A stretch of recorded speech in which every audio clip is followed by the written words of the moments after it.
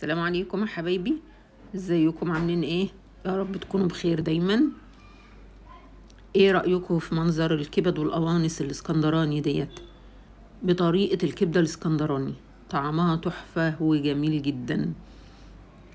ايه رأيكم فيها؟ الكبدة مفيدة جدا. ادي معايا كبد اهي لوحدها، قوانص لوحدها، ومعايا بصل شرايح، معايا ليمون وفلفل وطماطم وتوم.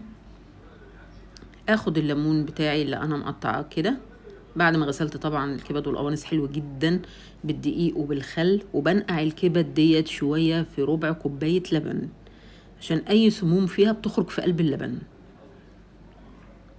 تبقى مفيدة جدا وبينصح بيها اي طبيب للي عنده نقص فيتامين ب، يقول له عليك بكبدة الفراخ.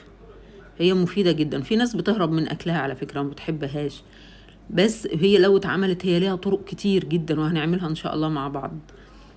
انا بعصر ليمون عليها عشان لو في اي سنة زفارة، ولو ان هي ما فيهاش ريحة اي زفارة بعد الدقيق والخل ونقع الكبدة في اللبن، فيش ريحة اي زفارة، بس انا بحب الليمون على الحاجات دي جدا.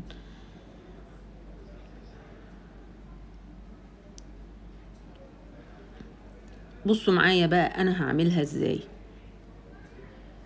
مش هعملها ببصل وتوم كده وبس، لا، بعملها بطريقة حلوة بحيث انها تطلع في الاخر شهية جدا وتخلي الواحد يقبل عليها وياكلها. انا عندي هنا هو حبة زيت صغيرين في قلب الطاسة، مش بكتر الزيت. طبعا انا شايلة الدهون كلها من القوانص بتاعتها. ببتدي ارص القوانص كده. دي اول حاجة بسويها هي القوانص، لان هي الوحيدة اللي بتاخد سوية شوية، هي والقلوب مع بعض. اهي بعد ما شوحت ونشفت ميتها حطت لها كوباية مية وبسيبها تستوي، يا دوب بتشرب كوباية، ولو زادوا حبات كوباية كمان بحطها لها. بعد ما شربت كوباية المية بتاعتها ببتدي ارص الكبدة على وشها، اوسع كده القوانص وابتدي ارص الكبدة في الطاسة كده بالطريقة ديت.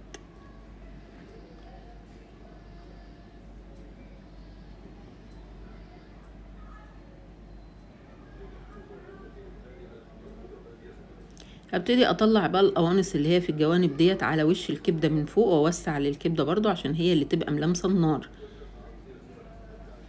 عشان ميتها تنشف بسرعة. انا مش عايزاها تسرد مية كتير ولا اي حاجة، لا، تنشف بسرعة ميتها عشان ما يحصلش اي نوع من انواع الزفارة في الكبدة. بصوا بدأت تنشف خالص هي الكبد والقوانص مع بعض. خلاص بقى هنا يعني بواقي بسيطة من السمنة والصوص بتاع الكبد والقوانص. بوسعها كده، بحطها على جناب الطاسة بتاعتي، بوسع الوسطانية بتاعتها وابتدي انزل بالبصل بتاعي. البصل ده شرايح رفيعة جدا، بنزله في وسط الطاسة كده واسيبه واخلي النار بقى وسط للبصل دوت، معليش النار عليه عشان يبتدي يدبل بقى واحدة واحدة على الاقل من مهله.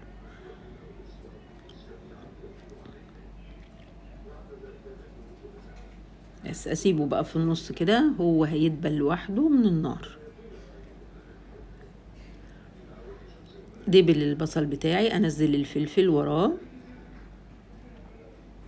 ده فلفل اخضر رومي، مش حاطه اي حاجه حاميه خالص المره دي في قلب الكبد والقوانص.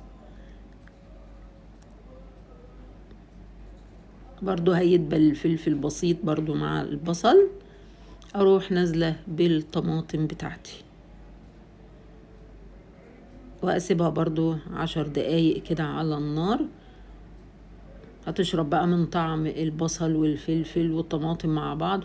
وكعندي الكبد والقوانص على جنب خالص، مش طايلهم اي نار، النار في الوسط وهادية على البصل والفلفل والقوطة اهم. بصوا دبلوا ازاي واستووا، انا مش عايزاهم يستووا قوي يعني اهم. دبلوا، وسعت في النص كده خالص ورحت نازلة بحبة توم متخرطين. انا عايزة التوم دوت ياخد نص تحميرة كده في الوسط. بيعمل ريحة جميلة جدا في وسط الكبد والقوانص ديت. وحبة كزبرة خضراء تعمل ريحة مع التوم رهيبة بصراحة، جميلة جدا.